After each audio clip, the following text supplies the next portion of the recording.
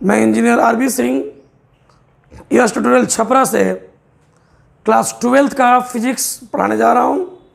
आज आपको मैं ये इलेक्ट्रोस्टैटिक्स के अंतर्गत पहला जो चैप्टर है एनसीईआरटी का वैद्युत आवेश एवं क्षेत्र, उसके अंतर्गत आज हम लोग लेक्चर नंबर 2 पढ़ने जा रहे हैं। लेक्चर नंबर 2 में आज हम लोग पढ़ने जा रहे हैं वैद्युत आवेश के मौलिक गुण। इसके बाद हम लोग पढ़ेंगे कूलाम नियम, क्योंकि यह क्लास मेरा रिवीजन का क्लास है। ये मैं रिवीजन कर रहा हूँ क्योंकि जो क्लास मैं पढ़ा चुका हूँ, क्लास पहले हम लोग जो पढ़ चुके हैं आपको मैं पढ़ा चुका हूँ, वो नियर अबाउट गॉस प्रमेय तक, गॉस नियम तक हम लोग पहुँच चुके थे। वहाँ तक मैं रिवीजन कर रहा हूँ। आइए रिवीजन करते हैं। आज हम लोग का क्लास है वैद्युत आवेश के मौलिक गुण। वैद्युत आवेश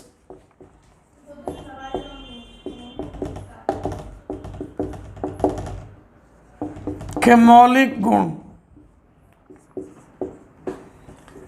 ये मौलिक गुण क्यों कहे जाते हैं? क्योंकि वैद्युत आवेश के बहुत सारे गुण हैं, लेकिन वे गुण जिनका उपयोग करके हम वैद्युत आवेश के प्रकृति को समझते हैं, वैद्युत आवेश के बारे में बहुत सारा हमें चीज़ें पता चलता है। जैसे कि हम किसी वस्तु को आवेशित कैसे कर सकते हैं, आवेश रियल में है क्या, आवेश किसका गुण है, ये वैद्युत आवेश के मौलिक गुणों से पता चलता है। इसके बाद हमें यह भी पता चलता है कि वैद्युत आवेश को न तो नष्ट किया जा सकता है, न उत्पन्न किया जा सकता है, बल्कि पूरे विश्व का आवेश या प्रकृति का कुल आवेश नियत रहता है। इन सारी चीज़ों की जानकारी हमें इस मौलिक गुण के अंतर्गत पता चलता है। और ये मौलिक गुण यहाँ पर हम लोग 3 पढ़ेंगे। पहला गुण है हम लोगों को आवेशों की योज्यता। आवेशों की योज्यता, additivity of charges, additivity of charges. Revision class है ये, इसको आइए समझते हैं ताकि परीक्षा में अगर ये आए तो उसको हम लिख सकें, बहुत बढ़िया से हम लोग लिख सकें। तो वैद्युत आवेश की योज्यता का गुण ये कहता है कि किसी निकाय का कुल आवेश, किसी निकाय का कुल आवेश उसके भिन्न भिन्न भागों में स्थित, उसके भिन्न भिन्न भागों में स्थित सभी भिन्न भिन्न अवयवी कणों के सभी आवेशों के बीजगणितीय योग के बराबर होता है। फिर से एक बार समझेंगे इस चीज को। किसी निकाय का कुल आवेश उसके विभिन्न भागों में स्थित उसके अवयवी कणों के सभी आवेशों के बीजगणितीय योग के बराबर होता है। जैसे यदि मान लो ये निकाय है कोई, इस निकाय के भिन्न भिन्न भागों में भिन्न भिन्न आवेश स्थित है। मान लो यहाँ पर एक +q आवेश है, q1 आवेश है, यहाँ पर कोई -q2 आवेश है, यहाँ कोई +q3 आवेश है, यहाँ कोई +q4 आवेश है, यहाँ कोई -q5 आवेश है। इसी प्रकार बहुत सारा आवेश भिन्न भिन्न भागों में स्थित है इस निकाय के। अब अगर इस निकाय का कुल आवेश लिखा जाए कि कुल आवेश निकाय का कितना होगा, तो यह गुण कहता है कि निकाय का कुल आवेश जो होगा, निकाय का कुल आवेश अगर हम लिखें यहाँ पर तो चिन्ह सहित हम लोग यहाँ पर लिखेंगे। जैसे यहाँ देखिए आप q1 प्लस ये माइनस है तो माइनस लेकर लिखेंगे, -q2 प्लस q3, इसके बाद जो है कि +q4 plus -q5 plus dash dash plus qn। मतलब ये हुआ कि निकाय के भिन्न भिन्न भागों में स्थित सभी अवयवी कणों के आवेशों का चिन्ह सहित बीजगणितीय योगफल के बराबर होता है निकाय का कुल आवेश। ये हुआ आवेशों की योज्यता। समझ गए होंगे आप। अब इसके बाद हम लोग समझेंगे आवेश का, वैद्युत आवेश का दूसरा मौलिक गुण, जिसको हम लोग कहते हैं आपको आवेश का क्वांटमीकरण या आवेश का क्वांटीकरण। आवेश का क्वांटमीकरण या आवेश का क्वांटीकरण। लेकिन इस दूसरे गुण को समझने से पहले मैं आपको एक चीज़ बतला देना चाहता हूं जो बहुत इंपॉर्टेंट है, जिस पर ऑब्जेक्टिव आता भी है, और वो है आपको मूलतम आवेश क्या होता है। ये मूल आवेश क्या होता है? तो मूल आवेश वह न्यूनतम आवेश होता है जो स्वतंत्र रह सकता है, या उस न्यूनतम आवेश को मूल आवेश कहते हैं जिसका पूर्णांक गुणज प्रकृति का कोई भी आवेश होता है, या किसी आवेशित वस्तु का कुल आवेश जिस न्यूनतम आवेश का पूर्णांक गुणज होता है, उस न्यूनतम आवेश को मूल आवेश या मूलतम आवेश कहते हैं। और यह मूलतम आवेश इलेक्ट्रॉन के आवेश का परिमाण होता है। इलेक्ट्रॉन का आवेश कितना होता है हम लोग जान चुके हैं। इलेक्ट्रॉन का आवेश -1.6 गुणे 10⁻⁻19 कूलम होता।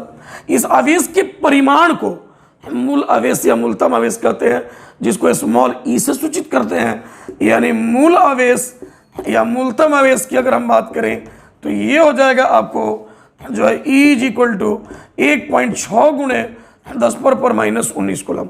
ये वो न्यूनतम आवेश है जो मुक्त रूप में रह सकता है, जिसको स्वतंत्र किया जा सकता है। इससे भी छोटे आवेश का खोज हो चुका है जिन्हें क्वार्क कहते हैं, क्वार्क्स कहते हैं, लेकिन इससे छोटे आवेश है क्वार्क्स, लेकिन उनको मूल आवेश क्यों नहीं कहते? क्योंकि ये क्वार्क का जो आवेश है वह स्वतंत्र नहीं रह सकता है, उसको मुक्त नहीं किया जा सकता है, उसको स्थानांतरित नहीं किया जा सकता है, और इसलिए उस क्वार्क के आवेश को मूलतम आवेश नहीं कहते हैं। और यही हमारा मूलतम आवेश हुआ जो सबसे न्यूनतम आवेश, एक इलेक्ट्रॉन का आवेश या इलेक्ट्रॉन का आवेश का परिमाण मूलतम आवेश हो गया। अब हम आवेश के, वैद्युत आवेश के दूसरे मौलिक गुण की बात करेंगे। दूसरा मौलिक गुण है आपको वैद्युत आवेश का क्वांटमीकरण। वैद्युत आवेश का क्वांटमीकरण दूसरा गुण है वैद्युत आवेश का क्वांटमीकरण। क्वांटमीकरण या क्वांटीकरण भी कहते हैं, या क्वांटीकरण या क्वांटीकरण, क्वांटाइजेशन। कभी कहीं कहीं ये ZS की जगह लिखा रहता है। Quantization of electric charge, of electric charge. हम पढ़ चुके हैं इस चीज को भी, लेकिन एक रिवीजन मैं कर रहा हूं ताकि बोर्ड के एग्जाम में आप ये समझ लें कि रिवीजन आपके बोर्ड के एग्जाम के लिए मैं तैयार करा रहा हूं। आपको एकदम इसको ढंग से इसको तैयार कर जाना ताकि समझ में आए।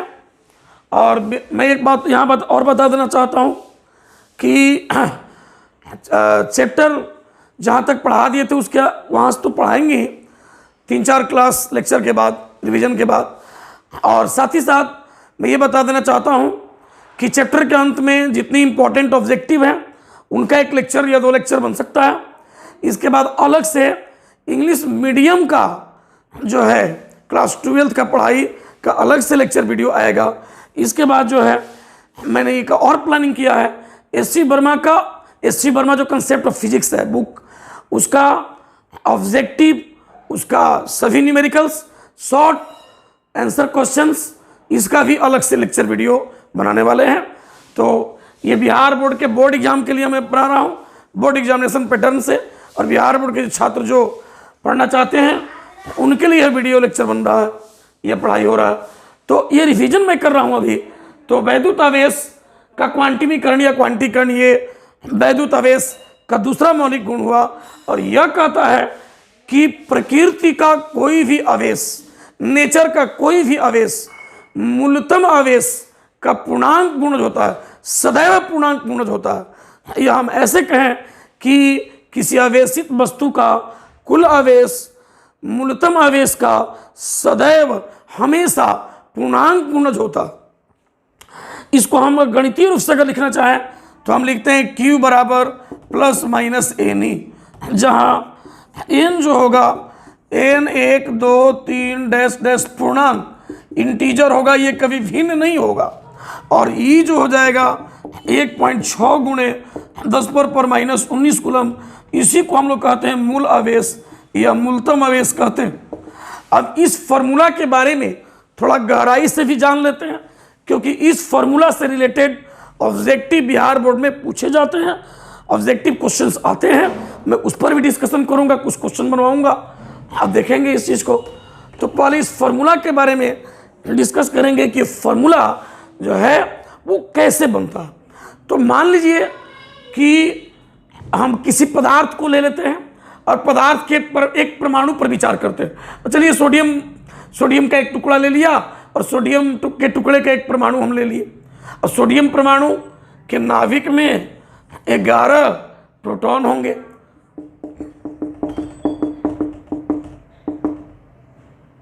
2 2 4 2 4 2 8 11 प्रोटॉन। अब बाहरी कक्षाओं में इलेक्ट्रॉनों की संख्या भी 11 होगा, क्योंकि परमाणु वैद्युतीय उदासीन होता है और कोई पदार्थ भी वैद्युतीय उदासीन होता है। तो इसके पहले कक्षा में 2 इलेक्ट्रॉन, दूसरे कक्षा में 8 इलेक्ट्रॉन और तीसरे कक्षा में 1 इलेक्ट्रॉन। अब ये सोडियम क्या टुकड़ा हमने लिया, उसका एक परमाणु हमने लिया। इस एक परमाणु पर कुल आवेश पूछा जाए, एक परमाणु पर कुल आवेश, सोडियम के एक परमाणु पर कुल आवेश अगर पूछे, कुल आवेश अगर हम लोग जाने तो हम लिख सकते हैं, देखिए क्या 11 प्रोटॉनों का कुल आवेश लिखेंगे हम लोग 11e और प्लस 11 इलेक्ट्रॉनों का कुल आवेश 11 गुणे माइनस e। देखिए दोनों ही रिजल्ट आप जब जोड़ेंगे तो कैंसिल हो जाएगा, रिजल्ट आपको आएगा 0। ये उदासीन हो गया परमाणु। अब एक काम कीजिए, आप इस परमाणु से 1 इलेक्ट्रॉन को आप बाहर निकालिए। अब आप इस बात को थोड़ा विचार कीजिए कि क्या आधा इलेक्ट्रॉन आप निकाल सकते हैं, क्या नहीं निकाल सकते हैं? कम से कम कितना इलेक्ट्रॉन निकलेगा? 1 इलेक्ट्रॉन निकलेगा। तो 1 इलेक्ट्रॉन अगर आप निकाल देते हैं तो यहां पर इलेक्ट्रॉनों की संख्या आपको 11 के बजाय 10 होगा, और रिजल्ट देखो बाबू हो जाएगा आपको, ये जो है आपको ई हो जाएगा, प्लस ई हो जाएगा, पॉजिटिव आएगा। यानी आपने 1 इलेक्ट्रॉन निकाला तो इस परमाणु पर एक धन आवेश दिखाई देने लगेगा जो प्लस ई हो गया। अगर मान लीजिए आप 2 इलेक्ट्रॉन निकाल देते, अगर मान लीजिए किसी तरह से, ये केमिस्ट्री में मत जाइए कि कहाँ से हम निकाल रहे हैं, आप ये सोचें कि अगर किसी तरह से हम 2 इलेक्ट्रॉन अगर निकालते, एक पहले निकला था एक और निकाल देते, यहाँ इलेक्ट्रॉनों की संख्या आपको 9 होगा, और तब आप देख सकते हैं कि रिजल्ट आपको +2e होगा। तो जिस तरह एक परमाणु से हमने 2 इलेक्ट्रॉन निकाला तो 2e आवेश आ गया। अगर सोडियम का एक टुकड़ा हमने हमने लिया और उसके कई परमाणुओं से अगर हम n इलेक्ट्रॉनों को बाहर निकाल देते तो उस पर जो धनावेश आएगा, उस धनावेश को हम लोग Q = N लिख सकते हैं। आप समझ चुके होंगे कि यहाँ n जो है निकाले गए इलेक्ट्रॉनों की संख्या है, और यह E जो है मूलतम आवेश है, जो इलेक्ट्रॉन के आवेश का परिमाण होता है, और ये n कभी भिन्न नहीं होगा, ये पूर्णांक होगा, क्योंकि इलेक्ट्रॉनों की संख्या भिन्न नहीं हो सकता है, निकाले गए इलेक्ट्रॉनों की संख्या हमेशा पूर्णांक होगा। और इस प्रकार इस फॉर्मूला पर हम पहुंच गए। अब आइए हम इस Q = -Ne को भी समझ लेते हैं।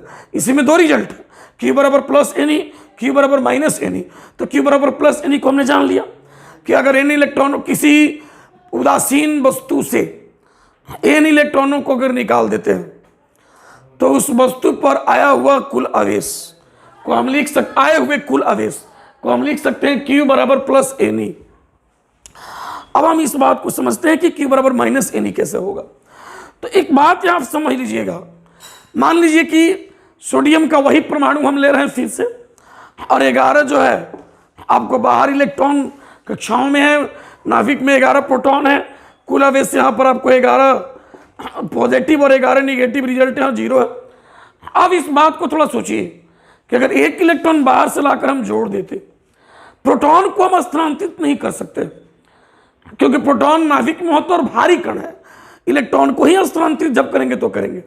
तो मान लीजिए कि 1 इलेक्ट्रॉन हम ला करके जोड़ देते तो यहाँ इलेक्ट्रॉन की संख्या 11 के बजाय 12 हो जाएगा, और रिजल्ट हमको -E मिलेगा। इसी तरह अगर सोडियम का टुकड़ा हमने लिया है, उस पर अगर बाहर से कहीं से n इलेक्ट्रॉनों को लाकर जोड़ देते तो हमारा रिजल्ट आ जाता Q = -Ne। समझ गए होंगे आप कि यहाँ n जो है वस्तु पर लाए गए इलेक्ट्रॉनों की संख्या है जो कभी भिन्न नहीं होगा, पूर्णांक ही होगा, और ई जो होगा वह मूलतम आवेश है जिसका मान आप जानते हैं 1.6 गुणे 10⁻⁻19 कूलम। तो इस तरह हम लोग आवेश का क्वांटीकरण या आवेश का क्वांटिमीकरण को हम जान गए हैं। अब इस पर कुछ क्वेश्चन कर लेते हैं ताकि जो नए लोग वीडियो देख रहे हैं उनको दिक्कत ना आए, एग्जाम में आए तो आसानी से बना सके। जैसे क्वेश्चंस इस प्रकार से पूछता है। पहला क्वेश्चन हम लोग इस प्रकार बना सकते हैं।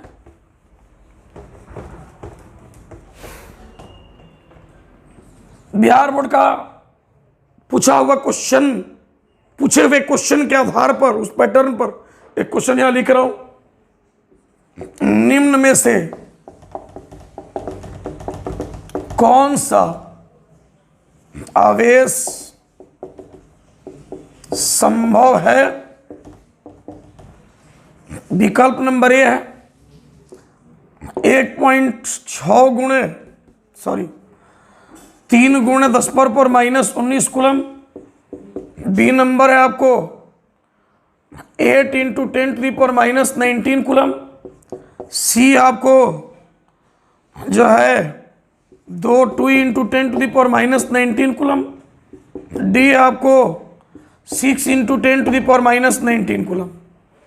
4 विकल्प आपके सामने है।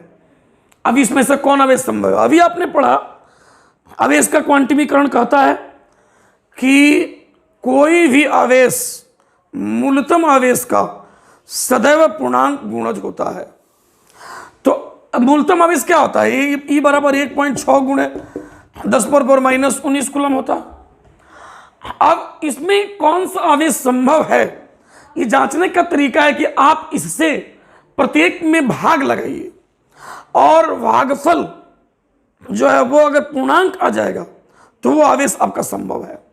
जैसे अगर हम इसको ले लेते हैं, डिवाइड करते हैं, इसे भाग लगाते हैं, 3 गुणे 10⁻⁻19 कूलम और बाई 1.6 गुणे 10⁻⁻19 कूलम। ये आपको देखिए कैंसिल हो गया। अब ये देखिए आपको जो आएगा 30/16 कैंसिल करेंगे आप इसको तो आपको आ जाएगा 15/8, 2 से 15 और 2 से 8। ये पूर्णांक नहीं है, भिन्न है, इसलिए यह आवेश संभव नहीं है। इसी तरह जो है इस आवेश की हम जांच अगर करते हैं तो 8 × 10⁻⁻19 कूलम डिवाइड करेंगे इस मूलतम आवेश से 1.6 गुणे 10⁻⁻19 कूलम। इससे इसको काट दीजिए और आप देख सकते हैं 8/1.6 और C/16 और ये 5 टाइम्स में कैंसिल हो जाएगा और 5 एक पूर्णांक होता है, इसलिए यह आवेश आपको संभव है और यह आवेश आपको संभव नहीं है। यह भी संभव नहीं है, यह भी संभव नहीं है और यह आपको सही रिजल्ट हो जाएगा। आप देख सकते हैं। अब इसी को आप ले लीजिए, 6 वाले को जांचिए। ये तो जांचना बहुत इजी है, आप जांच के देख सकते हैं। 6 वाले को कर लीजिए, 6 × 10⁻⁻19 कूलम बाई 1.6 × 10⁻⁻19 कूलम कैंसिल हो गया। 6/1.6 60/16, ये पूर्णांक नहीं आएगा आए। तो इसमें कहने का मतलब यह है कि अब जांचना आप सीख गए होंगे। कोई भी सवाल इस तरह का दे, आप इस मूलतम आवेश से प्रत्येक रिजल्ट में डिवाइड करके, और इतना इजी रहता है कि आप तुरंत माइंड में डिवाइड करके देख सकते हैं कि कौन पूर्णांक आएगा। दूसरा क्वेश्चन हम लोग करते हैं यहां पर। क्वेश्चन नंबर 2, बिहार बोर्ड में इस तरह का भी क्वेश्चन आता है। कहता है कि किसी वस्तु पर 1 कूलम आवेश है, किसी वस्तु पर 1 कूलम आवेश है, उस वस्तु से कितने इलेक्ट्रॉनों को हटाया गया है, कितने इलेक्ट्रॉनों को हटाया गया है, ये आपके सामने क्वेश्चन है।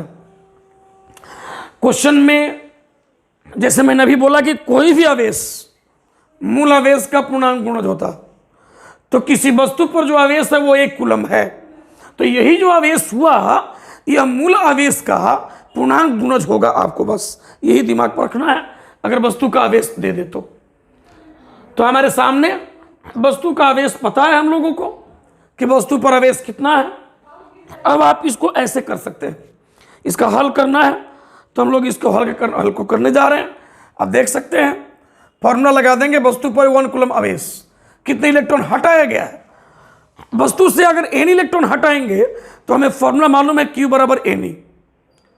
यदि हल हम यहां कर रहे हैं इस क्वेश्चन नंबर 2 का, यदि वस्तु से n इलेक्ट्रॉनों को हटाया गया हो तो वस्तु पर आवेश Q बराबर Ne। अब रिजल्ट को हम यहां देख सकते हैं, ये रिजल्ट आप देख सकते हैं किस तरह से मिलेगा हम लोगों को, कैसे हम लोग उसका हल करेंगे। इस Q के जगह पर आपको 1 कूलम ले लेना है, तो 1 coulomb is equal to n निकालना है इलेक्ट्रॉनों की संख्या, और इंटू E का मान पता है, मूल आवेश 1.6 गुणे 10⁻⁻19 कूलम। अब इस n को निकालने इधर डिवाइड कर दीजिए, n equal to 1 coulomb by 1.6 into 10⁻⁻19 coulomb. Coulomb cancel हो गया, n इक्वल टू ऊपर लेके जाइए 10⁻19 और बाई 1.6। इसमें से हम करेंगे क्या, 10 एक बाहर रख लेते हैं, तो 10/1.6 10⁻18। अब एक और काम करते हैं हम लोग, डेसिमल को हटाएंगे तो 100/16 इंटू 10⁻18। अब 100 में 16 से डिवाइड कीजिए, रिजल्ट आएगा 6.25 इंटू 10⁻18। डिवाइड करके आप देख सकते हैं, तो ये हो गया आपको दूसरे नंबर क्वेश्चन का सॉल्यूशन, जो आप देख सकते हैं, समझ सकते हैं। ये बोर्ड एग्जाम में आया हुआ क्वेश्चन है, इसके पहले वाला भी बोर्ड एग्जाम में उसी तरह का उस पैटर्न पर आया हुआ क्वेश्चन है। बोर्ड एग्जाम की एक तरह से तैयारी आपके लिए हो रहा है रिवीजन के साथ साथ। अब तीसरा एक और क्वेश्चन हम देख लेते हैं यहाँ, इस पर तीसरा क्वेश्चन हम देख लेते हैं। तीसरा क्वेश्चन है आपके सामने यहाँ। अब दिया हुआ रहेगा कि किसी वस्तु से इतने इलेक्ट्रॉन हटाए गए, वस्तु पर आवेश कैसा और कितना होगा। एनसीईआरटी में सवाल दिया हुआ है, देख सकते हैं आप, उसको हम कराने वाले हैं। और एक वस्तु से तांबे के एक टुकड़े से 10⁻9 इलेक्ट्रॉनों को हटाया गया है। इस पर कैसा तथा कितना आवेश होगा, ये आपके सामने क्वेश्चन है, देख सकते हैं आप। तो कहता है कि वस्तु से इलेक्ट्रॉनों को हटाया गया, इसका मतलब कि वस्तु पर धनावेश आएगा, यह क्लियर होगा कि धनावेश होगा। अब कितना होगा, तो मान लीजिए कि उस पर आवेश Q होगा, उस Q को निकालेंगे आवेश के क्वांटिमीकरण के फॉर्मूला से। तो पहला हल हम यहाँ पर करेंगे कि वस्तु धनावेशित होगा, एक तो आंसर होगा कि धनावेशित होगा। इसके बाद हम यहाँ क्या करेंगे कि फॉर्मूला लगा देंगे Q बराबर N का जो मान है हम लोगों को, N जो हो जाएगा हम लोगों को 10⁻9 हो जाएगा इंटू 1.6 इंटू 10⁻⁻19। देख सकते हैं N जो है इलेक्ट्रॉनों की हटाए गए इलेक्ट्रॉनों की संख्या है, और ये हो जाएगा आपको E का मान। इसको हल करेंगे तो Q इज इक्वल टू हो जाएगा हम लोगों को 1.6 इंटू 10⁻10 जो है कूलम, ये आवेश हो गया हम लोगों को। देख सकते हैं हल हो गया। एक बार फिर समझ लेते हैं आप, तांबे के टुकड़े से 10⁻9 इलेक्ट्रॉनों को हटाया गया है, इस पर कैसा तथा कितना आवेश होगा। तो वस्तु से इलेक्ट्रॉन हटाया गया है इसलिए धनावेशित होगा, और उसका सूत्र हम लगाएंगे Q बराबर Ne, आवेश का क्वांटिमीकरण। यहाँ N का वैल्यू दिया है, हटाए गए इलेक्ट्रॉनों की संख्या, और E का मान दिया हुआ है। फॉर्मूला आ जाएगा आंसर 1.6 इंटू 10⁻10 कूलम। अच्छा, ये सब सारे जितने क्वेश्चन हमने किया ये सब आवेश के क्वांटीकरण या क्वांटीकरण पर आधारित है। इस तरह का प्रश्न से बन ही जाएगा, बहुत सिंपल आसान क्वेश्चन पूछता है। अब आगे की हम बात करें, आवेश का जो तीसरा मौलिक गुण है वो है, जिस बार बोर्ड एग्जाम में आया भी था 2 मार्क्स में, और वो है आपको आवेश का संरक्षण का गुण, conservation property of electric charge. आवेश, वैद्युत आवेश के संरक्षण का गुण, conservation property of electric charge. यह कहता है कि प्रकृति का कुल आवेश, प्रकृति का कुल आवेश या समूचे विश्व का कुल आवेश नियत होता है, या किसी विलगित निकाय का कुल आवेश नियत होता है। अतः आवेश को न तो उत्पन्न किया जा सकता है और न आवेश को नष्ट किया जा सकता है, बल्कि आवेश को एक वस्तु से दूसरे वस्तु पर स्थानांतरित किया जा सकता है। जैसे मैं आपको एक एग्जाम्पल के जरिए समझा रहा हूं।